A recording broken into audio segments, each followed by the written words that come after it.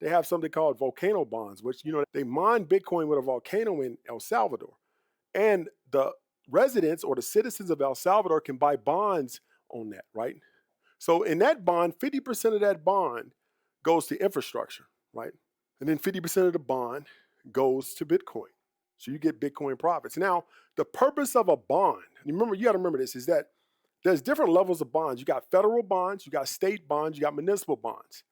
Now, your city, you can go to the city where you live in, the county where you live in, and they have bonds. And you can buy these bonds. They may pay 6, 7, 8%, whatever. And then after a certain amount of time, it's basically a loan. You're loaning money to your local government or the state government or the federal government. And over time, they will pay that back at a percentage, like 5%, 6%, or whatever. So you buy the bond, the city will invest in infrastructure, whatever they will, and they'll pay that bond back to you. Now, the good thing about most bonds is that they're tax-free. You don't have to pay taxes on them. That's why people like investing in bonds. They're tax-free. And almost a lot of them are, in most situations, are tax-free investments. And you got to remember, some bonds, you can invest in bonds all over the world. They have some bonds that pay out at 20%. But the higher, you remember this, is that you have to understand this, is that whenever yields go up for investments, the risk also goes up.